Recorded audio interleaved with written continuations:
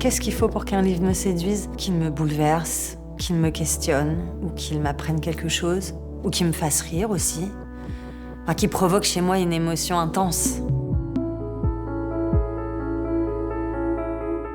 Quand on a parlé de cette rencontre aujourd'hui, il y a des livres qui sont venus spontanément et puis je me suis mise devant ma bibliothèque et j'ai tout passé en revue. Le premier qui m'est venu, c'était Chien blanc de Romain Gary parce que, en définitive, j'aurais pu faire la rencontre juste sur cet auteur. J'ai pas lu tous ses livres, mais presque. Je pense que c'est l'auteur que j'ai le plus lu. J'ai un rapport avec Chien blanc qui est très particulier. Ça a été un moment très très fort pour moi quand je l'ai lu. Ça m'a tellement questionnée en fait sur le conditionnement humain, au-delà du conditionnement animal.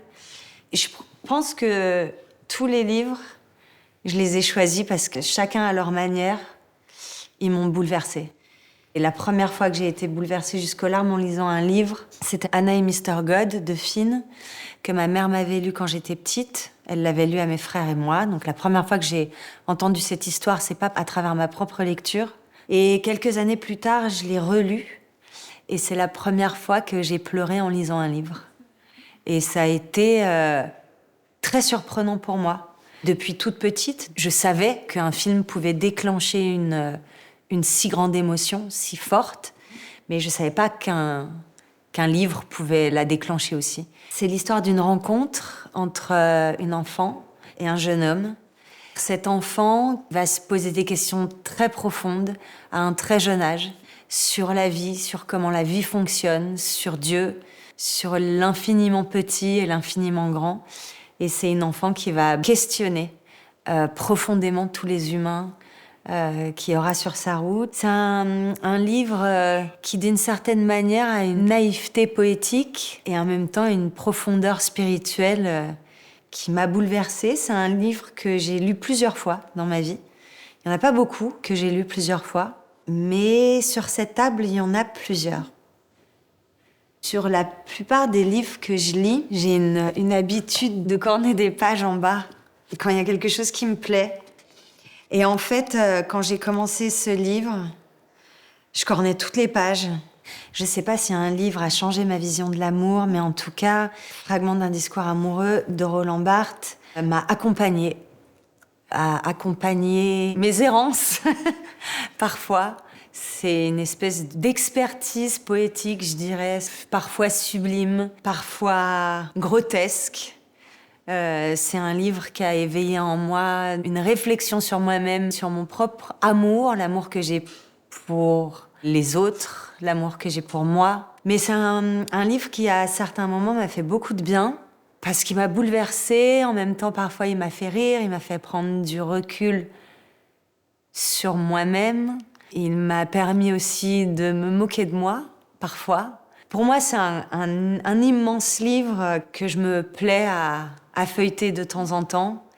J'ai choisi L'essai de Baptiste Morisot parce que c'est un des derniers livres que j'ai lus et qui m'a vraiment questionnée, c'est-à-dire à travers cet animal qu'est le loup. Il a une réflexion sur notre rapport au vivant et il questionne la manière d'être vivant. Je trouve que sa réflexion sur notre rapport à l'animal est d'une grande intelligence. Ça, c'est un livre qui m'a fait réfléchir, qui m'a appris des choses. Je connaissais pas bien cet animal qui est le loup, et c'est un animal effectivement assez fascinant dans la manière dont il est dans le groupe et dans la manière dont il est solitaire. Et toute cette réflexion sur notre rapport à l'animal, ça m'a touchée en fait. J'ai regardé toutes les femmes, en fait, qui avaient eu le prix Nobel de la paix, et je me suis intéressée à chacune. J'aurais pu mettre un livre qui a été très très important aussi pour moi. C'est le livre de Wangari Maathai, Celle qui plante des arbres. Je pense que c'est le premier livre d'une prix Nobel que j'ai lu. Et puis ensuite, j'ai lu le livre de Shirin Ebadi, et j'ai découvert un pays. Et tout m'a surpris, en fait. Je pense que je faisais un amalgame en imaginant l'Iran, en oubliant que c'était la Perse. Et je connaissais pas du tout l'histoire politique de ce pays. Et je l'ai découvert à travers le livre de Shirin Ebadi. Cette femme, en fait, a été libre de s'habiller comme elle voulait, libre d'aller à l'école, de faire des études, libre d'avoir des rêves, de l'espoir pour sa vie à elle, sa carrière en tant que femme. Et ça me développe une fascination pour l'Iran. Et du coup, je dévore tout. Marjane Satrapi, qui est la génération d'après. Une héroïne, c'est quelqu'un qui se libère de tout ce qu'on impose à l'être humain, de tous les diktats, de tous les conditionnements, et qui trouve la liberté d'être elle-même. Alors que j'aime la poésie, j'en lisais pas tant que ça. Et aujourd'hui, j'en lis de plus en plus. C'est facile en plus, je trouve. Donc je fais traîner pas mal de bouquins de poésie dans ma maison. Il y a en plus, je trouve que particulièrement ces 2 livres, rien que le titre, L'offrande lyrique de Rabindranath Tagore, et puis, alors elle, Ingeborg Bachmann, et toute personne qui tombe à des ailes, c'est déjà un poème bouleversant. Et d'ailleurs, cette phrase fait partie d'un de mes poèmes préférés de ce recueil. Je suis fascinée par les gens qui ont décidé d'apprendre une langue parce qu'ils voulaient lire des auteurs dans la langue dans laquelle ils écrivent. J'ai une amie allemande et je lui demande de me lire ses poèmes en allemand. Je trouve c'est magnifique aussi. Dans les livres qui m'ont bouleversée et que je trouve dans la forme magistrale, c'est le bouquin de Jonathan Safran Foer qui s'appelle « Extrêmement fort et incroyablement prêt ». Et ce qu'il faut dire, c'est qu'en fait, c'est un livre dans lequel il n'y a pas seulement de l'écriture. Il y a des images. Et c'est un auteur qui reconstruit la manière d'écrire un livre. Et dans ce livre, il y a un moment absolument bouleversant où, en fait, ce qu'il raconte, on le vit visuellement. Et la connexion énergétique qu'il y a à la matière et au récit, c'est quelque chose qui, pour moi, est vraiment, et je pèse mes mots, absolument génial. Mais c'est un bouquin bouleversant par son fond, par sa forme, par ses personnages, par son inventivité, par son personnage principal, qui est ce gamin qui essaye de comprendre pourquoi sa vie a été bouleversée. J'ai même rien envie d'en dire parce que quand j'ai lu le livre, je savais pas du tout de quoi ça parlait. Si vous lisez ce livre, il faut pas le feuilleter du tout. Surtout pas regarder les images de fin. Parce que quand on y arrive, c'est tellement déchirant et tellement bouleversant qu'il faut les découvrir au moment où on doit les découvrir. Voilà. J'ai beaucoup entendu parler d'Harry Potter avant de le lire pour mon fils. J'aurais très bien pu le lire pour moi, mais c'est vrai que j'ai pas eu l'élan de le lire pour moi à l'époque. J'ai vécu quelque chose sur le tome 1 qui est assez particulier à vivre avec son enfant. À un certain moment du livre, quand il est devant le miroir de Rized, ce qu'il voit dans le miroir, ça m'a bouleversée parce qu'il voit ses parents.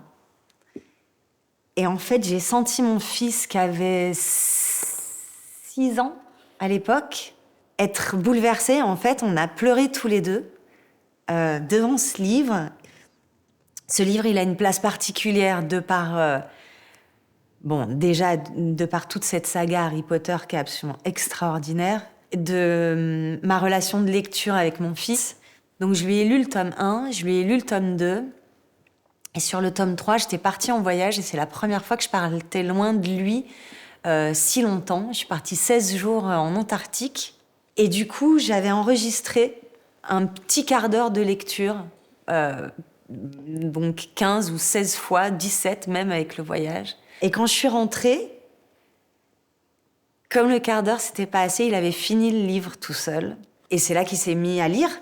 Et j'avais trouvé ça super. Donc voilà, j'ai un rapport vraiment particulier à cette saga et à ce que j'ai partagé à travers ces livres. Le Messie récalcitrant de Richard Bach, c'est pour moi un très très très grand livre.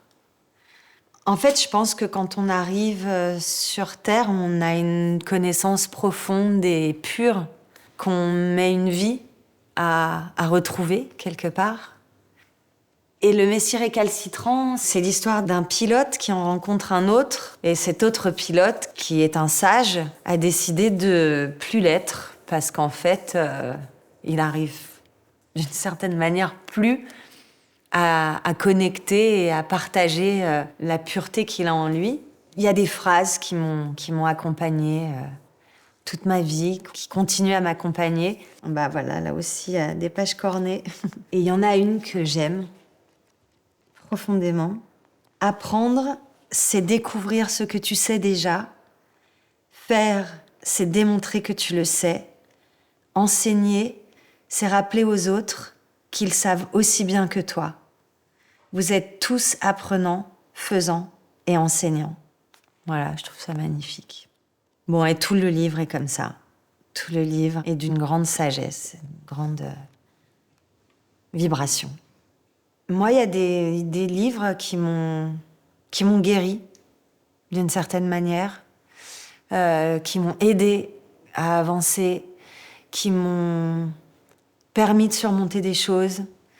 Je pense que la littérature, ça a un pouvoir incommensurable et que c'est indispensable, c'est vital.